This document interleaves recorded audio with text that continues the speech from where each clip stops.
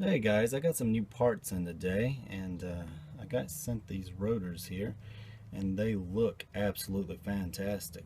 The only problem is I don't know what they fit. So, what do you guys think? These go on a Honda or something?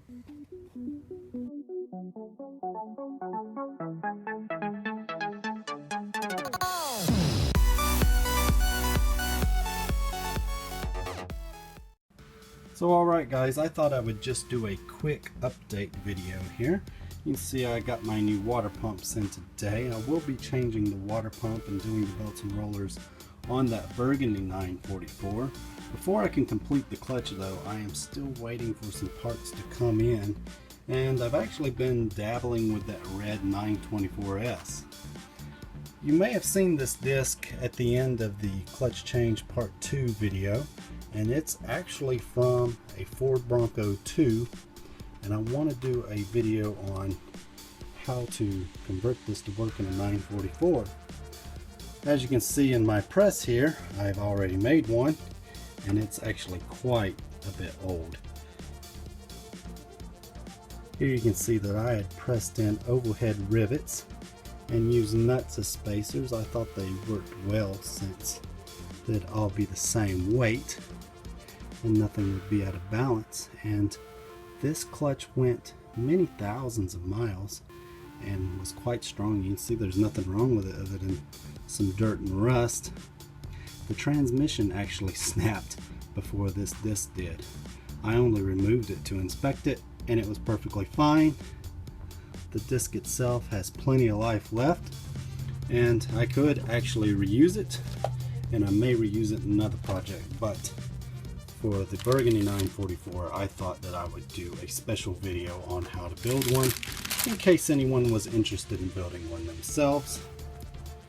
And you can see here that I also brought out some water pumps here because I also thought about doing a video on rebuilding them. I don't know that many people would be interested in rebuilding their water pumps, but I thought maybe it would be fun to take one apart and show you what's inside one and just rebuild it for the heck of it.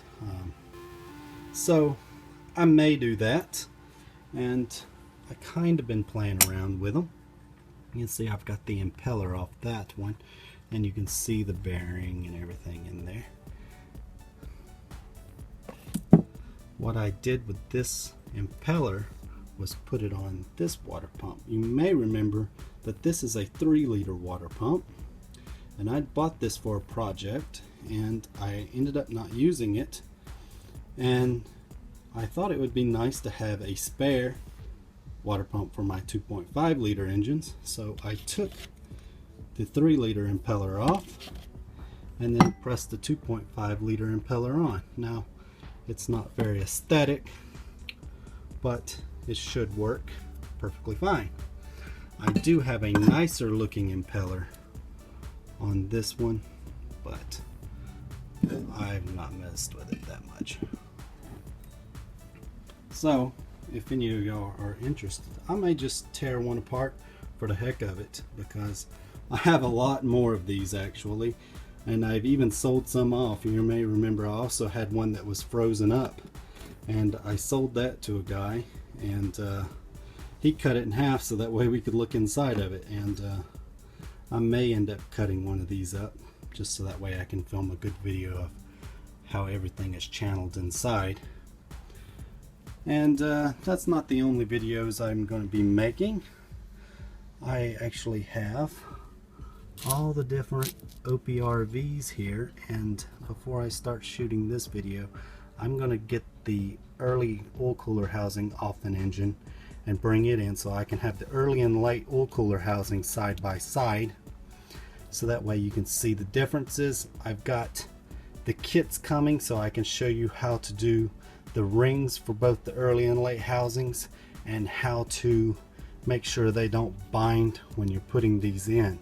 And then later on I will be showing you how to put them on the block, but for now I thought we could just play around with them on the bench. We can see the differences, we can see what seals they need and everything like that. And I thought I would show you these right quick because you can see I have the early 3-piece OPRV. Then I have the early 1-piece OPRV and the late 1-piece OPRV. And outside of a grainy photo, most people have never seen these side by side, so I thought this was a nice opportunity. And I will be doing a lot more on these later in the future. So, alright guys, I'm going to leave you with me working on the red 924S last night and some of the findings on it. So I hope you guys enjoyed it, and we'll see you next time. So earlier tonight I was beginning work on this 87 924S that I have, and found some pretty interesting things. As you can see here, that it has a fairly early VIN for a 924S. See, it says 2919. Most of the ones that I see are up into the 5,000 range. So this one is quite a bit early, and the early 924S's did not get all of the updates that the 944 had. So even though this is an 87, it does not have the auto tensioner, which is pretty much held over from the year before, and it has a 1-piece, I'm guessing someone converted it, OPRV, because in everything that I found for these engines, it says it should have the 3-piece or piston spring OPRV. So I'm still working out whether or not it's correct for this car. It is an early VIN, and early 924S's didn't have the auto tensioner, and they had the early OPRV. However, this one says it's a 43G, meaning it's an 86.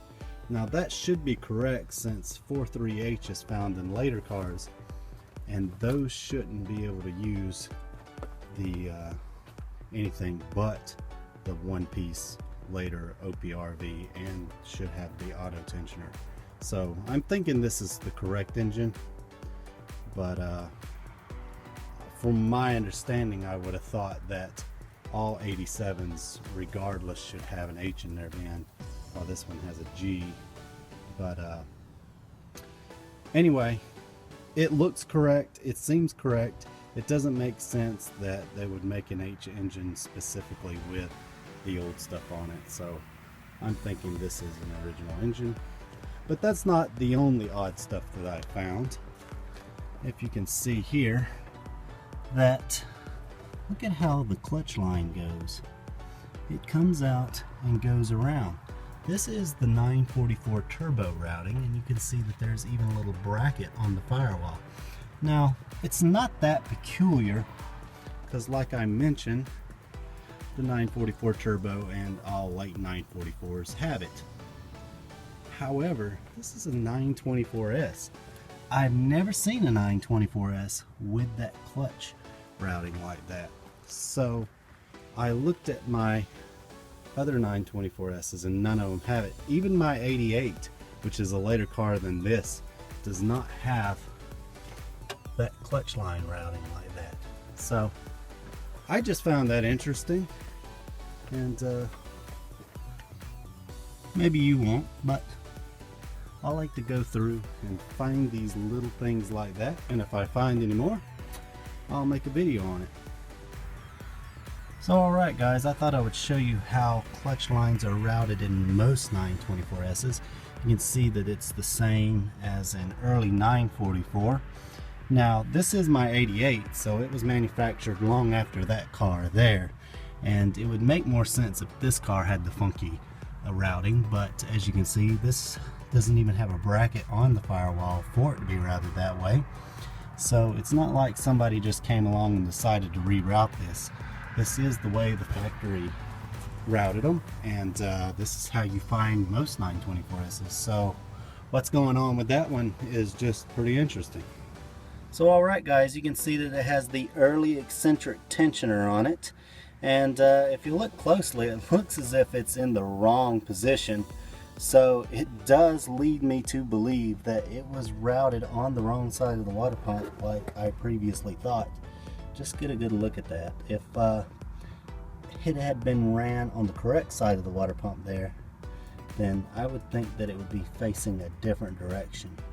So honestly, I have no idea what's going on there, and I plan to just take my time and pull some parts off of it tonight. I want to have a good look at this engine. I want to verify that it is the correct engine for it, because if not, I can find a 4.3H or whatever I need to find for it. But I just found some interesting things, and I thought you guys might enjoy looking at them. So I was just pulling off the balance shaft belt sprockets, and you can see there that was on backwards, and see down there that the other one's on backwards too. So that rules out a Porsche mechanic working on this car. Alright, so it keeps getting better with this car. I was trying to come around so that way I could remove the starter and put a flywheel lock on there. And I was told that this car had a bad clutch, but if you look in there, there's just a flywheel. There's no disc, no pressure plate, no nothing. Just the flywheel sitting in there. So I got everything off because I'm trying to get in here to the water pump, and the early cars have a different cover than the later ones. The cars with the automatic tensioners have all that black plastic there cut out. So once you remove the two bolts there, and you get all your pulleys and tensioners and everything out of the way and sprockets out of the way, then the belt cover should just come right off. But on these earlier engines, you have to pull the pulley and the sprockets off down here. So I had to go around and make sure that I could get my flywheel lock on there. And when I got there, there wasn't anything but a flywheel. No disc, no pressure plate, no nothing. So that was fine. And like I said, you have to remove this cover before you get to the water pump. And guess what I found?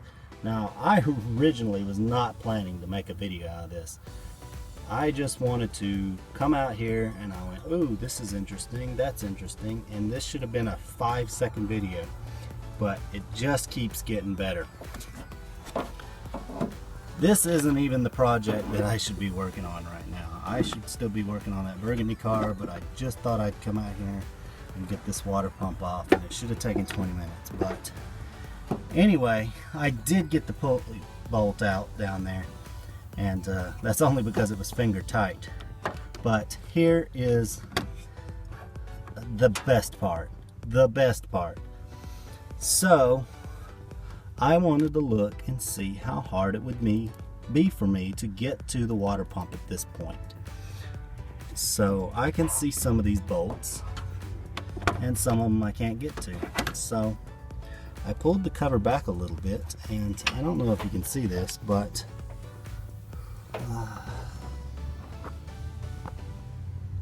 they didn't even put bolts in the bottom half of the water pump back there. So all the bolts that go in behind that cover there are not there at all. So this has been one heck of an adventure. Alright, as you can see, I got the water pump off, and I didn't even have to remove that cover. Now I started to, and I just didn't even fool with it because I could see all the bolts that were holding the water pump on. So I just did that instead, and it took me about 2 minutes. So there you go. The funny things you find on these cars sometimes. So alright, that's not the end of strange things. First of all, there's no disc or pressure plate, and I found that out because I was trying to put a flywheel lock on. You saw the balance sprockets were backwards, and the water pump just about fell off in my hands because I was trying to remove this cover to get it off, but there were no bolts on behind that. So someone just slipped the water pump on and tighten the bolts they could. And turns out that this engine is locked up.